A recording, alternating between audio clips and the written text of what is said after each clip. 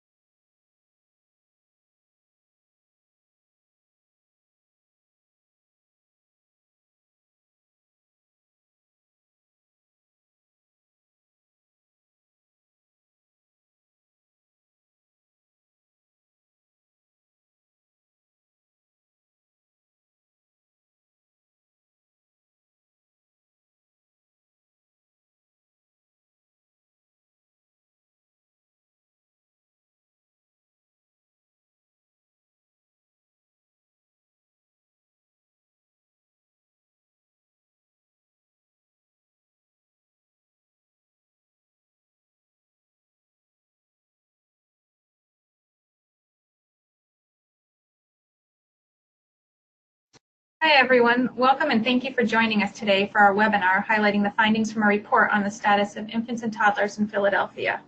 I'm Dale Epstein and I'm joined today by David Murphy, Sarah Shaw, and Kate Stever from Child Trends. And before we begin, I'm going to turn it over to Kate to go through some logistics for the webinar. Thanks, Dale. Sorry about that. So here are some helpful reminders for our webinar today. If you are having trouble hearing the webinar, we ask that you switch to the audio, the phone option, which will sometimes work better than your computer option. So that the pull-out screen that we have here under audio shows you how to do that.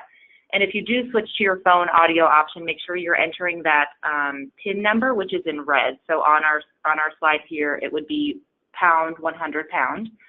And if you have any questions or technical issues throughout the webinar today, please put them in the chat box. If you have any questions on the content throughout the presentation today, please put them in the question box. And it's okay if you mix those up. We'll make sure we get to the right person. So we will be fielding questions at the end through those question and chat functions. So let me know if you have questions and we will get started. So for the webinar today, we're first going to go through and give a brief overview on the background and purpose of this report. And then we will discuss our methodological approach and data sources used. And next we'll present some of the select key findings from the report. And lastly, we'll leave some time for discussion to answer any of your questions. And the report itself will be available online on Child Trends' website following this webinar. So to give a brief overview, as you know, infancy and toddlerhood are periods of rapid physical, cognitive, social, and emotional development. And during this time, children need nurturing care and appropriate stimulation from both families and friends, as well as access to both programs and services to ensure those positive outcomes. But on the flip side, we know that negative early experiences, such as poor access to health care, lack of family supports, as well as lack of access to quality early care and education, can have lasting harmful impacts. The purpose of this report is to provide a portrait of the well-being of Philadelphia's infants and toddlers.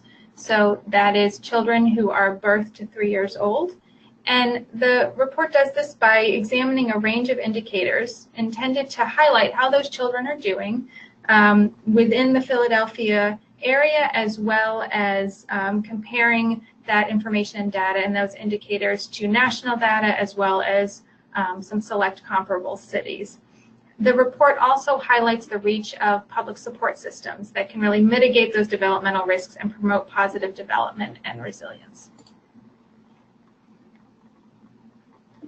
And just to give you all some background, I know a lot of you are from the Philadelphia area and know this well, but Philadelphia has really taken some bold steps to acknowledge the importance of children's earliest years, especially infancy and toddlerhood, through launching a number of new initiatives in the last number of years. And as the 6th largest city in the United States, Philadelphia is really a diverse, multiracial, and multi-ethnic city, home to about a little over 66,000 children under the age of 3. Over a third of those children under age 3 are children of color. Before we go into some key findings, I'm going to turn it over to Sarah to describe our methodological approach and data sources used for this report. Thanks, Dale. You can go to the next slide, Kate. Thanks. So just a quick overview of some of our methodology and the data sources that we've included in this report. To determine what data to include, we started by generating an initial list of indicators that were based on both our knowledge of publicly available data sources, as well as indicators that have been used in similar infant and toddler reports. We then shared this list of initial indicators with a group of key stakeholders throughout Philadelphia and received their feedback on both this list of indicators as well as further indicators that they considered to be important for decision makers and for which we had access to adequate data. The final selection of indicators included in the report draws from a wide range of data sources, including national surveys, such as those from the U.S. Census Bureau, as well as aggregate state and city level data from agencies and Philadelphia-based reports and initiatives, such as those from the Reinvestment Fund. Next slide, please. Before we dive into the key findings, we wanted to share a quick note on some of these data sources that might help in thinking through some of those findings. The report includes national estimates when available, along with Philadelphia-specific data to provide some context. For additional context, we include some comparable data from 4 other cities on select indicators. These cities are Chicago, Cleveland, Detroit, and New York, all of which were chosen because of their similarity to Philadelphia, both in population size and demographics. Unfortunately, for these inner-city comparisons, sample sizes were sufficient only to report the total number of infants and toddlers and their families and did not allow for a more fine-grained analysis. However, we felt that including this context was important in considering some of the key findings out of Philadelphia. When possible, we also provided sub-geographic analyses by neighborhood. We recognize that it's important for key decision makers at the city level to really have a good understanding of where concentrated risk is in order to target interventions and services for families in need. However, many indicators, having access to data at the sub-city level was not available. Therefore, when appropriate, we did report indicators by sub-city level, typically using zip codes. Also, for many indicators, data on children's or parents' race and ethnicity are limited, and this is really dependent on the data source that we're talking about. In addition to offering several predetermined options for reporting race and ethnicity, some data sources only included an other category, and some report on how many parents prefer not to report this information. To maintain consistency in our reporting throughout the report, we primarily adopted 4 categories: white non-Hispanic, Black non-Hispanic, Hispanic, and Asian. Finally, it's important to note that the current report doesn't include all relevant indicators of infant and toddler well-being. So while some data from important indicators are missing here, either because they aren't routinely collected or they weren't available for this report, for example, data on routine and preventative medical care, community assets, and the strengths of families and young children themselves, we do have several other indicators to discuss the well-being and status of infants and toddlers throughout the report. So with that, I'm going to pass this back over to Dale to discuss some of the key findings from the report. Great, thanks, Sarah. So when we talk about some of the key findings in the report, and we'll highlight some of them throughout this webinar, but at the end of the webinar, we'll provide a link to where you can find the full report. So first, we're going to present some demographics on Philadelphia's infants and toddlers, followed by highlighting some of the family and community context indicators. And then next, we'll discuss findings about the number of children and families in Philadelphia who are reached or could be reached through early care and education programs and family support services designed to mitigate risk factors.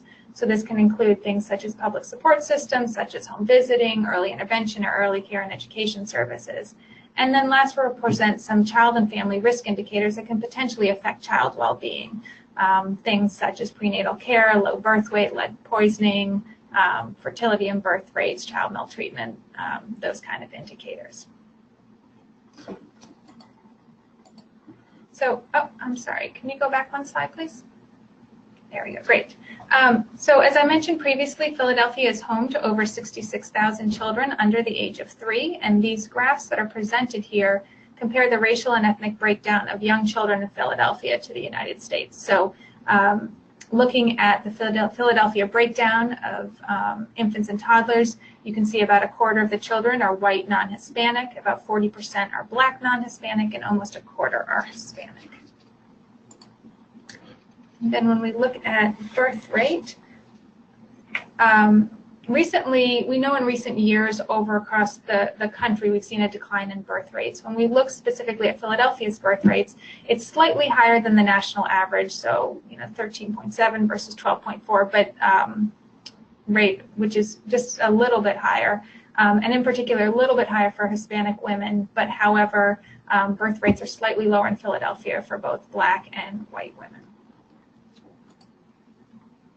Next slide.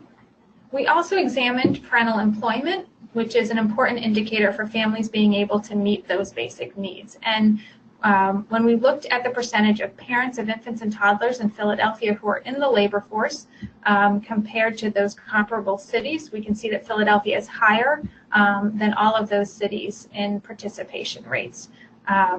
So you can see that they're closer to Chicago, but definitely higher than New York and Detroit and Cleveland. When we look at childcare, since 2014, Philadelphia has made substantial improvements in the supply of high-quality childcare and access to high-quality childcare. However, those options still remain more limited for infants and toddlers. So when we look at, in general, across the year in 2017, about 14% or more than 9,400 Philadelphia infants and toddlers received a child care subsidy. When we look specifically at children receiving subsidies enrolled in a high-quality program, we can look at monthly snapshots. So, for example, during July 2017, about 29% of infants and toddlers who did receive a child care subsidy were enrolled in a high-quality program. High-quality being defined as a 4- or 5-star program, as being rated by Pennsylvania's Quality Rating and Improvement System, Keystone Stars, understanding the importance of high-quality care and settings serving those young children. And we also turn and look at several family support services. So we looked at a range of them, and just to highlight the Supplemental Nutrition Assistant Program benefits. So Philadelphia children are more likely to receive SNAP benefits than the national average, so about 78% compared to 64% in the United States. And they actually fall, then when you start looking at those other 4 cities, they fall kind of in the middle of those comparable cities. So Philadelphia children are more likely to receive SNAP benefits compared to New York and Chicago, and then are slightly lower than that of Detroit and Cleveland. And then in Philadelphia, as you will see in the US as well, although slightly higher, nearly all infants and toddlers have access to health coverage. The numbers are comparable when we look at that breakdown by race and ethnicity as well, with Hispanics being the lowest percentage of those having health care coverage. And then we also looked at immunization rates. And overall, most children are up to date in the city on immunization. So across the city, about 77% of children are up to date on their immunizations, which is higher than the national average, which is almost 71%, so 77 to 71%. We also then looked and we had some data to examine the geographic diversity within the city, and we can see slight differences in the rates, and you can see that by the different shadings of blue. Again, almost all children do have, are up to date. We can see the highest numbers of immunization rates in the city's northwest, northeast, south, and then parts of North Philadelphia, with the lower rates being in the far northeast and city center sections. This map, I will say, shows the under age 5 population, simply because sample sizes for the neighborhood level data for infants and toddlers are too small to yield reliable estimates. So I'm going to turn it now over to David to highlight some of the key findings on child and family risk indicators. Thanks, Dale. And I just would like to welcome everyone again. I know some people probably joined a little bit late, so welcome. We're very excited to be sharing these findings with you today of this important report on infants and toddlers in the city of Philadelphia. It's clear for anybody who's doing this kind of work that this is the new frontier. This is the cutting edge of focus on children's development, is to really appreciate and pay attention to the status of our infants and toddlers, because as we're learning so much about early development, and including brain development, we're understanding how important this period is to put all of our children on the right track. And while Philadelphia has made, as Dale and Sarah have mentioned, many strides toward opening up access to opportunities particularly for our preschool age children, things are not quite as far along when it comes to meeting the needs of our infants and toddlers. And I think, along with many other cities, Philadelphia this is where Philadelphia is going to be putting much of its attention in the near term. So we're going to talk a little bit about here poverty, and of course, poverty is probably the preeminent risk factor for young children's development. It affects them in so many ways, not only directly through the quality of their nutrition and housing and access to clean air, clean water, but through their parents, who are on whom poverty puts a great deal of stress and affects the relationships that they can have with their infants and toddlers, as well as their access to many of the important goods and services that help young children's development. So we know that poverty is higher among infants and toddlers in Philadelphia than it is in the US, but actually when we look at our comparison cities, it's about in the mid-range of our comparison cities here. About a third of Philadelphia's infants and toddlers live in poverty, and just to give you some point of reference for that, in 2016, for which these data refer to, the poverty level for a family of 2 adults and 1 child was just over $20,000 per year. So let's go to the next slide and look at some additional context here around the issue of poverty.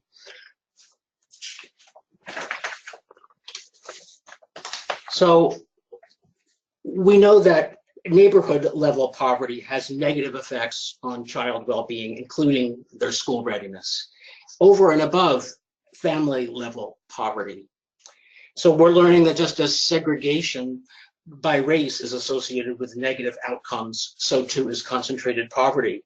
And some of those negative outcomes include physical and mental health problems, including asthma, diabetes, depression, and higher crime rates. So just to be clear, these effects of living in areas of concentrated poverty are over and above any effects of poverty at a family level. So even if a particular child or a particular family, a particular child in a particular family is not living in poverty him or herself, by living in a neighborhood where poverty is concentrated, they experience a higher risk of many of these negative outcomes. So this is an area where I think the data show that Philadelphia has some important work to do as far as reducing this concentration of poverty within the city. This is a long-standing problem. It won't be solved overnight, of course, but we really, as we understand more of these effects at a neighborhood level, I think it's becoming more urgent for us to address that that segregation of income. Next slide. So ongoing care during pregnancy is important for monitoring the health of both the mother and the developing child. And it should be part of a comprehensive strategy to reduce what is really an alarmingly high rate of maternal mortality in this country and in Philadelphia, especially among Black women. And so when we look at these data about on the percentage of women who receive either no prenatal care or prenatal care beginning only in the last 3 months of pregnancy, it's about 1 in 10 women overall in Philadelphia, but among Black women, it's 1 in 7.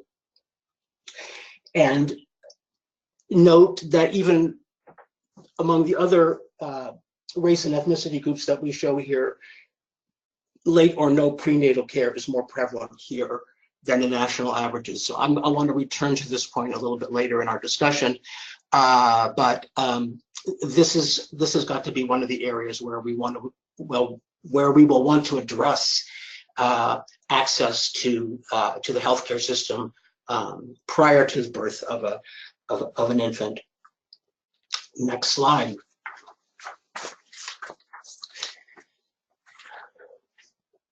We know that being born preterm or being born with a low birth weight, which often go together, but not always. Not all low birth weight babies are preterm, but most preterm babies are low birth weight. These are both powerful risk factors, not only for the health of the infant in the first year of life, but it's associated with negative health effects that can extend throughout childhood and even into adulthood. The rates in Philadelphia are not greatly different from the national average. However, as we show in the report for Philly, low birth weight is twice as common among Black women as it is among white women. So again, there are real issues of equity here that we want to address. Let's go to the next slide, please. Infant mortality is 41% higher in Philadelphia than the national rate. And of course, much of this has to do with our racial makeup within the city of Philadelphia. We've known for many years that infant mortality in the US is higher among Black infants than it is among white infants. And in Philadelphia, Black infants are 3 times more likely to die in the first year of life than white infants, and Hispanic infants are twice as likely. So and again, to give some context to this history of a pattern of racism that's reflected in these statistics, and to better understand what these numbers are comparable to, the rate of 8.3 deaths per 1,000 live births in Philadelphia. That's comparable to the current rate of infant mortality in Uruguay, a very poor country, another country, of course, that suffered from colonialism and racism. But it's not the sort of country we normally compare ourselves to as a rich, developed nation. Let's go to the next slide. we want in this report, as I think both Dale and Sarah said earlier, to identify where Philadelphia has made progress and where the opportunities are to make further progress. And a couple of these strengths I want to highlight here. There's several protective factors that are strong in Philadelphia. And by protective factors, if you're not familiar with that term, we mean those conditions that increase the likelihood that children will develop optimally. So one of the most important things that that mothers and babies can do together is breastfeeding. Not all mothers are able to breastfeed, but among those who do, there are huge benefits both for the mother and for the young child. And for a number of reasons, including historical racism, the rate of breastfeeding among Black mothers nationally has lagged behind the rate for white mothers. But in Philadelphia, that pattern is not the case. And in fact, there's what we see in Philadelphia is over 80% of Black mothers in Philadelphia report at least breastfeeding for some period of time during the infancy of their child, compared with 68% in terms of the comparable national figure. So that's a big plus. Secondly, as a second example of an indicator that we know is very important to ensure early childhood health is to be up to date on immunizations. We saw earlier a map of how those a map of those data by Philadelphia neighborhood. And although this difference isn't quite as great, I think it's heartening to acknowledge that rates of immunization in Philadelphia, about 77% of infants and toddlers here, are higher than the national average, which is closer to 71%. And we know that just as with breastfeeding, immunizations yield a big return on investment besides preventing disease, and getting immunizations can also be a marker for families' engagement with the healthcare system, which is so important during these early years to get parents and their young children connected in one way or another with the healthcare system that will help to keep them on track for positive development as they grow and get ready for school. Let's go to the next slide. Third example here of an area where in Philadelphia good progress has been made is when we look at rates of smoking during pregnancy. Mothers who smoke during pregnancy are more likely to have, their babies are more likely to have poor outcomes at birth, but they're also more likely to develop asthma in childhood and to be obese as children.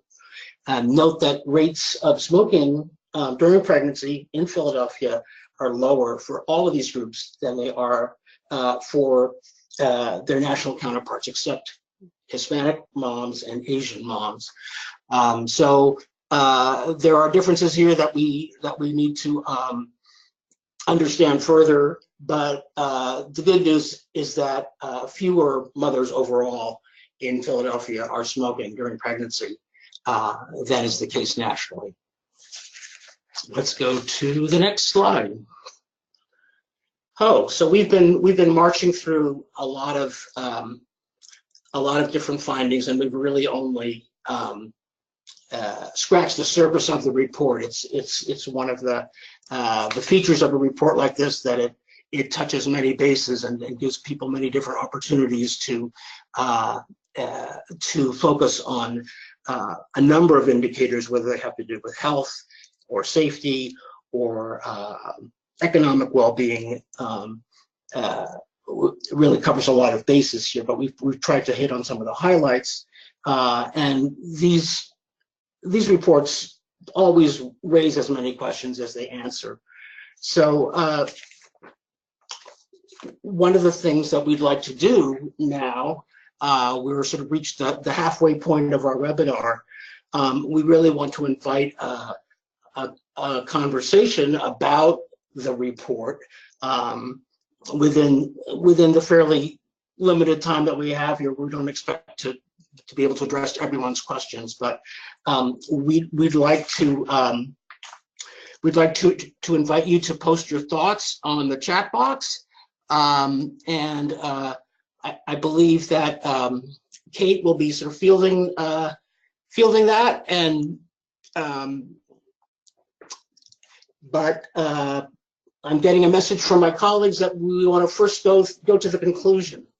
Okay, so we're going to talk about conclusions, and then we'll have discussion. That makes sense to me. So I don't think our conclusions are going to be a big surprise after what you've heard already. We know that the disadvantages of poverty can last a lifetime, and that's why it's so important to reduce poverty starting in infancy and toddlerhood. We can't wait until children are in pre-K to address the gaps in it, not only in academic achievement, but in all areas of development that poorer kids have relative to more affluent kids and their families. So we really need to start at these earliest years of life. The data show that the disparities in the health of Philadelphia's infants and toddlers are sometimes even greater than those seen at the national level when we break it out by race and Hispanic origin. At the same time, Philadelphia's pockets of success can offer lessons, I think, for how we might enhance interventions in other areas. You know, a perfect example, I think, is looking at those breastfeeding data or the data around immunizations, trying to better understand what's driving the success that those numbers indicate. How can we reach families effectively, motivate them properly to make healthy decisions about care for their infants and toddlers? As Sarah said earlier, it's clear from our work on this report that we need more data at a neighborhood level if we're really going to make targeted decisions about resources. We need to be as smart in identifying the hotspots of risk for our infants and toddlers as we are in zeroing in on incidents of crime or breaks in the water mains or areas where there's no Wi-Fi signal. I think these are partly technological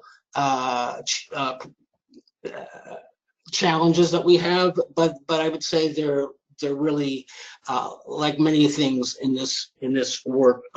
They're equally political challenges. It's a question of how we devote resources.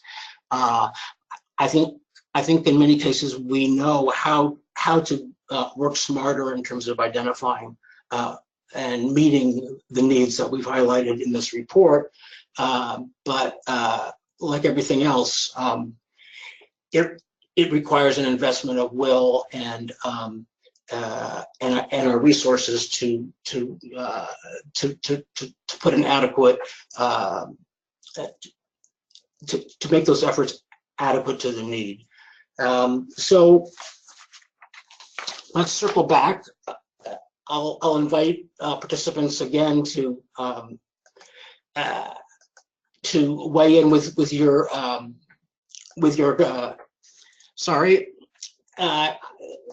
to weigh in with your questions. But I do want, before I do that, I want to acknowledge a number of important contributors to this report.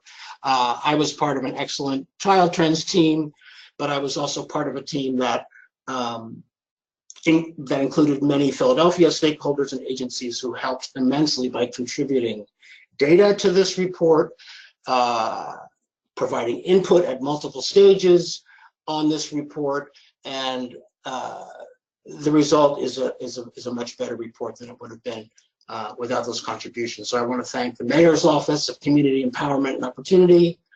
I want to thank the Department of Human Services and Department of Behavioral Health and Intellectual Disability Services, the Office of Homeless Services, Public Health, the Pennsylvania Office of Childhood Development, Early Learning, and the William Penn Foundation very much for their support of this work.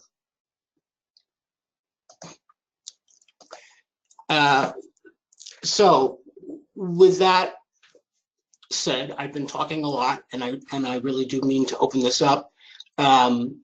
So I might invite my colleague, Sarah, to jumpstart this process by offering a question herself that, obviously those of us who've been most deeply involved with this report have lots of questions, because, as I said, a good report like this raises as many questions as it answers. So Sarah, why don't you kick things off for us, and maybe that will prime the pump. Yeah, thanks, David. I'm actually, we've received several questions from some participants, so I'm going to start by answering some clarifying questions, and then we can jump into some more of the substantive pieces. So there was a question about SNAP benefits and asking, is that the percentage of low-income parents receiving SNAP, to try and figure out how to interpret that 78%. And that is correct. It is the percentage of families below 125% poverty receiving SNAP benefits. There was also a question about whether or not, or whether we would be, the PowerPoint would be available after today's presentation. And yes, it will be. We are also recording today's webinar, so that will be available for everyone to view after today. So let's move into some of the other questions here. So we have a question asking, do we have any statistics regarding infants and toddlers born to mothers with a history of substance or alcohol use? And so from Child Trend's team, I think I can field this one, and feel free to chime in here if you have any other thoughts on this. But one of the things we have dealt with pulling together this report is some data limitations. And so unfortunately, while there are several indicators that we feel would be really important to include in this report, we didn't have access to all of the data sources for all of those, or we had inadequate data to fill in some of those questions. So unfortunately, this is one of those indicators that we didn't have data on for this current report, but we do recognize this as being a very important indicator of children's health and well-being. I don't know if anyone else from Child Trends has anything to add on to that.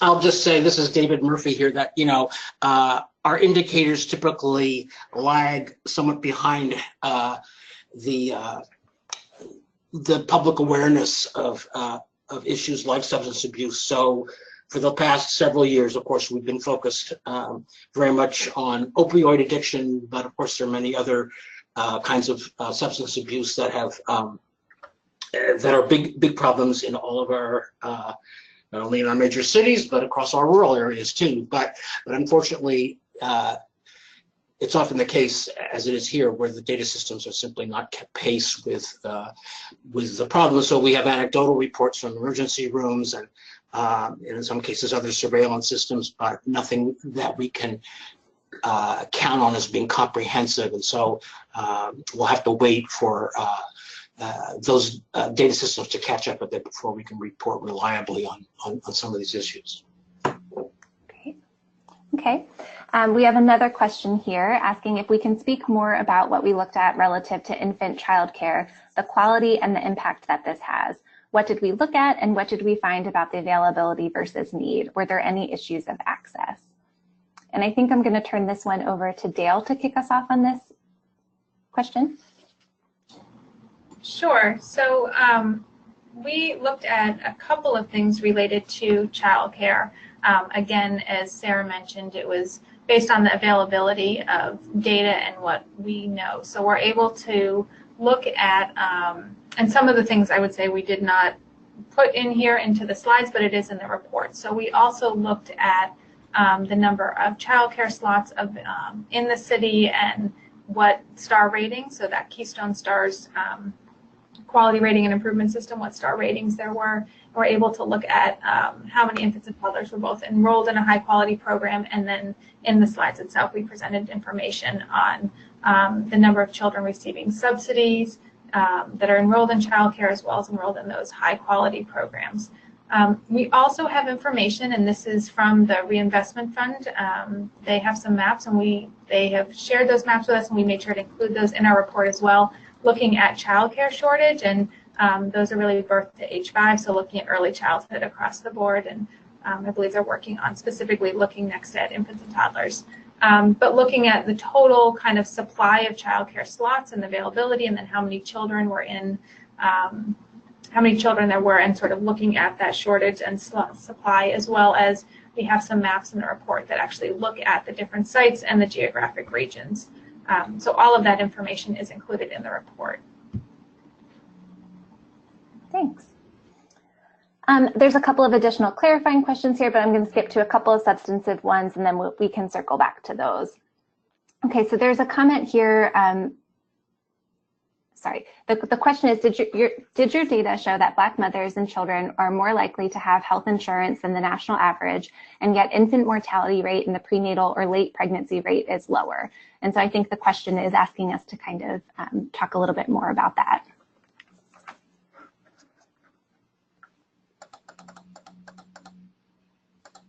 I think we tried to get up-to-date information on health insurance coverage. It's difficult to get those data reliably at a city level, especially when we want to zero in on infants and toddlers and separate it by race and Hispanic origin. So I think the answer is we didn't get the kind of data that we ideally would have liked, and I think the question maybe was asking also about mothers, and we were not able to get those data at a city level for the mothers of infants and toddlers. It's often difficult to parse the data on parents, especially when we want to zero in on parents of infants and toddlers. So lots of interesting and important questions here that that the data just don't allow us to answer at this point. Thanks, David. So this next question here, I hope the participant will correct me if I incorrectly state this question, but I think it says, I think the psychological education is absolutely critical. What has been effective in terms of reaching the poor and working families? In San Juan Valley in California, we have a bilingual public radio station that puts out informative blurbs, and that seems very helpful. Do we have any comments on that? Well, there are a number of very promising programs that work specifically with parents and their babies, helping them to develop social emotional skills. Adults are not born knowing how to parent or how to help their children develop these skills, so there are a number of effective programs that we can follow up with the questioner with, provide more information on, if they would like. But the answer is yes. They're not available to as many parents as they should be, but we know a great deal about what programs are effective. Great, thanks, David.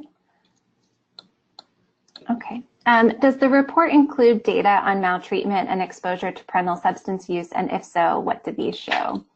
And so I will respond to this one again. As we mentioned before, unfortunately, we don't have the substance use data in this current report, but we do have some data on maltreatment that's included in the full report. It just wasn't included in today's presentation. So I would encourage you, if you're interested to learn more about that, to take a peek at that after we share the link to that at the end of today's presentation. Yeah, many people don't realize this about our infants and toddlers, but they are the group that is most likely, they are the age group that's most likely to be maltreated. They are the age group also that's most likely to be in poverty. They are the age group that's most likely to be to suffer food insecurity. So, again, I just want to reiterate how critical this time of life is, and the urgency that lies behind this report. How have these trends or statistics changed over the past few years? Is Philadelphia improving at a faster rate compared to the other cities? And so I think, I can start by answering this, and then David and Dale, feel free to chime in. The purpose of this report was kind of to act as a baseline measure for this. So we did not look at historical data. We were trying to look at the most current data available in the city and publicly. So unfortunately, we aren't able to answer that question with this current report. Yep, and this is Dale. Just to add in, I think that as Sarah mentioned, with it being sort of a baseline, and we know that the city has also collected a lot of data already to look at those trends over time. So we hope that this report will really be helpful to say, where is the city, knowing previously what's gone on in the city and efforts have been made, as well as those new initiatives that have been launched to really target some of this information. So we hope to have you all use this report and then be able to look at trends over time as you move forward to figure out where to target initiatives. Great. We have another question here. Was there any distinction in the infant mortality rate with regard to infant death during labor and delivery? And again, I'm happy to field this question. Unfortunately, we don't have the data broken out at that level for infant mortality, so we wouldn't be able to answer that question, unfortunately. Again, it's one of the data limitations of our current report, though, again, we recognize the importance of being able to distinguish between those two. Okay. I'm circling back here to see what I might have missed here. Okay. Were you able to uncover any statistics on the number of working parents of infants and toddlers who live at or below poverty?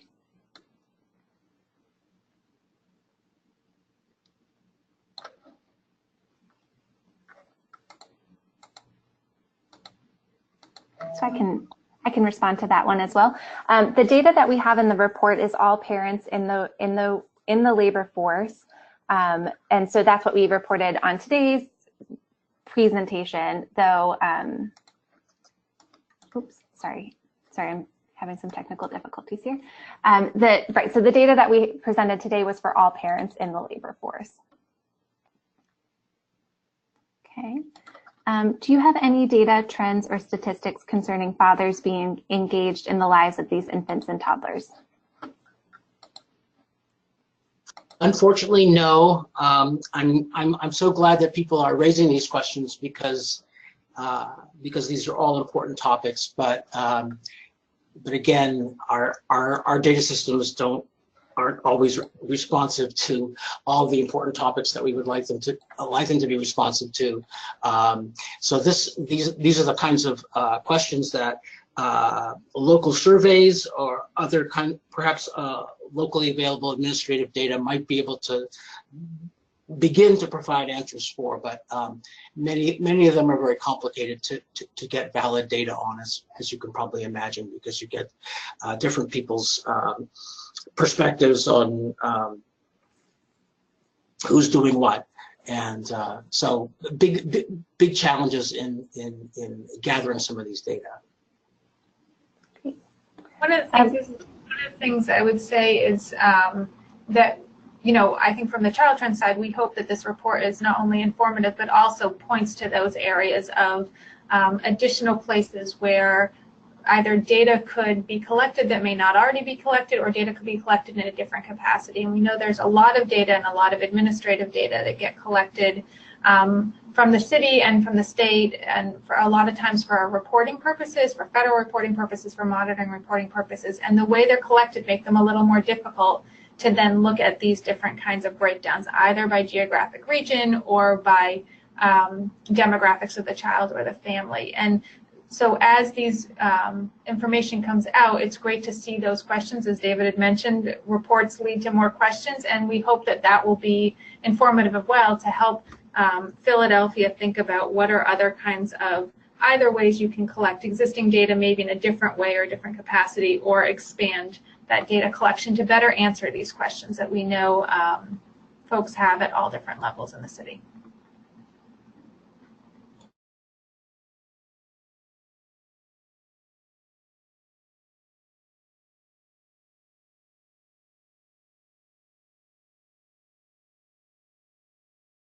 Sorry, I just realized I was muted. Sorry about that. So that leads to another important question, Dale, I think about the limitations of the data and that there was limited data on the strengths of families in Philadelphia. And so I was wondering if you could respond to what indicators would you have liked to have included in the report if the data were available?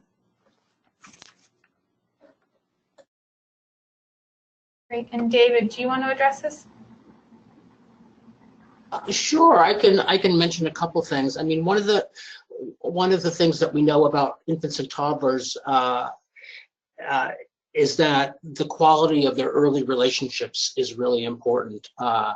Obviously, those include relationships with parents, but they also include relationships with other caregivers and so on. And we really lack good data on that. As you might imagine, it's very difficult to collect data on something as complex and squishy, if you will, as positive relationships. But there are some items from national surveys that have been tested and might be able to be adapted for use locally. One of the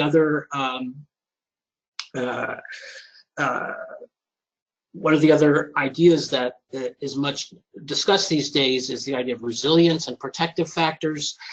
So obviously positive relationships are a key protective factor, but there are other protective factors that we might like to have data on. We've mentioned, I think, the importance of an early connection with the healthcare system. There's certainly other factors that I could mention along the same lines. Might be an early connection with some of the literacy resources in a community. So connection with a library or recreational opportunities, access to green space or parks or recreational facilities.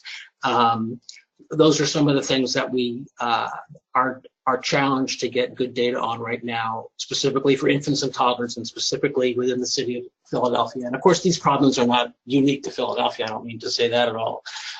All of our cities are struggling to assemble these kinds of data on issues of the strengths of families. They might also include their families' connections with key neighborhood institutions. Those could be churches or congregations. They could be co-ops or parent, what do I want to say, play groups that are these kinds of associations that are often informally organized by neighborhood residents and may not be really on anybody's data radar, if you will. So this is a field that's wide open for new and innovative work to try to assemble a more complete picture of our young families and what they need, as well as what they're doing to creatively meet those needs. Great. I'd also add in that we need more sensitive measures to childcare quality. So we heard a little bit when folks were asking earlier about the childcare data that we have, and we know that we have some data on quality based off of rating systems data, but measures of child outcomes is just something in the field as a whole that we need more information on, as well as sort of those adverse child experiences, which some of the questions we've heard from you all already around adverse child experiences at the individual level, parental substance abuse, that kind of information would be great to have more information on, knowing how much that impacts children. Great. Okay, so we have a couple more questions coming in. Were we able to figure out the ages of parents or at least of mothers? So we do I'll field this one and feel free to jump in, the rest of the team. Within our report, we do discuss the age of moms giving birth. So we have a section on teen births, things like that. But unfortunately, we didn't have time in today's presentation to cover all of that, but that is available in the final report as well. We have another question here. Is there any thought as to the higher rate of immunization in Philadelphia as opposed to the rest of the country? Is there a program targeting that in particular?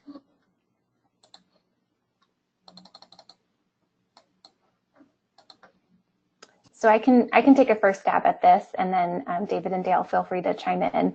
As we mentioned, this is really kind of a baseline status report of how infants and toddlers are doing in the city of Philadelphia.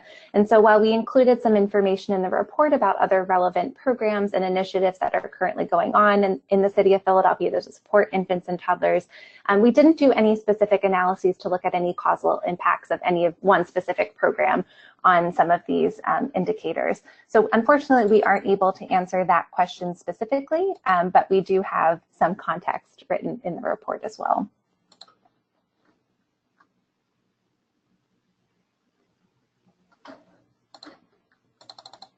David and Dale, do you have any other thoughts on that? Well, I think this speaks to the need to take this report and bring it around to a number of stakeholder groups within the city and get their input on what they think the story is behind some of these indicators. There's a story that lies behind all these indicators, and sometimes it's a story of many different partners.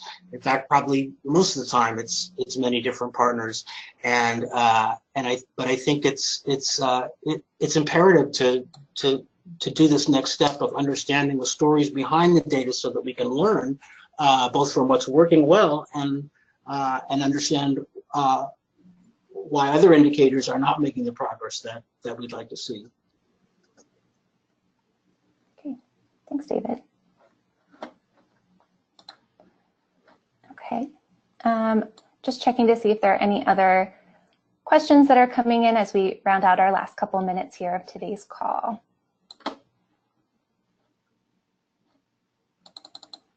We have a number of comments that are coming in as well, and we will be sure to review those after today's call. So if anyone has any lingering questions, I have one final question here. What's behind the success related to breastfeeding and immunizations? It's important to identify the critical ingredients. Is it effective communications materials, engaging social networks, patient-provider conversations? Any thoughts on that?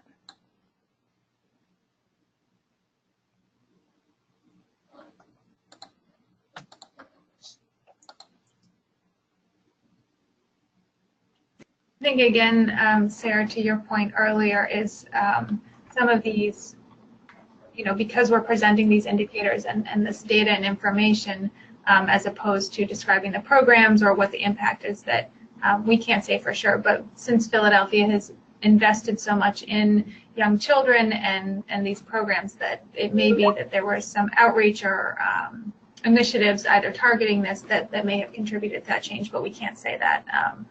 From our point, looking at the indicators, we're not able to look at those causal relationships. And before we, because I know we only have a few minutes left, I wonder, David, it would be helpful just to describe briefly about the indicators overall and how the indicators can be useful, but some of the limitations of just being able to provide indicators as opposed to outcomes data or causal information. Right. So this is David. Indicators can help us understand many things about a population. In this case, the infants and toddlers of Philadelphia, but they're also limited. So indicators are typically descriptive of conditions at a population level. So they can't answer questions about particular individuals or families, and they can tell us whether things are moving in the right direction or the wrong direction. But they can, as Dale mentioned, they're not able to provide us with answers about causes. So I think the way indicators best function is as sort of signals. Where is something headed in the wrong direction? Where is something apparently headed in the right direction? And how can we learn more about that? So again, they raise questions. They raise particularly the question about what's the story behind the indicator, who are the players that are helping to make a difference in a positive way, or what are the contributors on the flip side to an indicator that's headed in the wrong direction. So understanding both those partners and those multiple causes typically is important. So indicators always raise more questions than they provide answers. They're a fairly high level set of markers of population well-being, but they really provide the starting point for comprehensive discussions rather than answering anything definitively. I don't mean to disparage indicators, because I've been working in this field for 20 or 30 years myself, so I certainly believe that it has importance, but we need to get a more fine-grained take a more fine-grained look at how a population is doing after the indicators can help us with sort of the more bird's eye view of identifying where the areas of success and where the areas of concern are. Great, thank you, David. And I know we just have a minute left, so we do have some other questions we'll get back to folks. We did have a question about early Head Start data, and that is another data source and indicator that's provided in our report. And in our report, we describe how each of the data sources were obtained and calculated, so hopefully that will answer some more information, knowing as well information on any limitations of what we can and can't say about the data. But in our last minute left, I do want to just go forward to the slide that provides the URL of where you can find our report.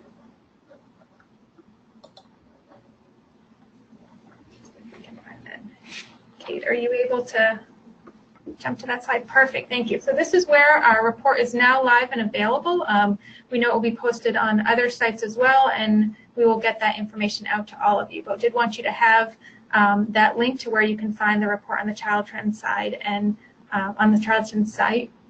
And thank you all again for joining this webinar, and we hope you'll read the report and that it will provide useful information for you all as you move forward in your work in Philadelphia.